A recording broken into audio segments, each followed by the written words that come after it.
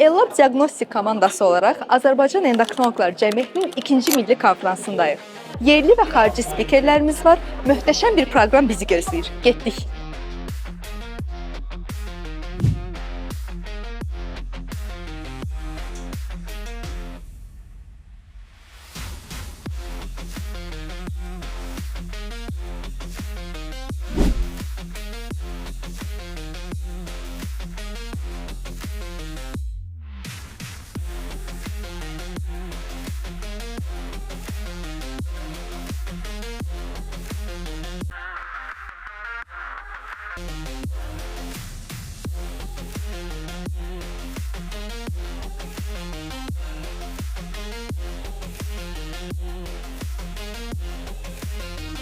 Sözlü bölümdə bizə təqdimatı üçün panel qapalı edirik.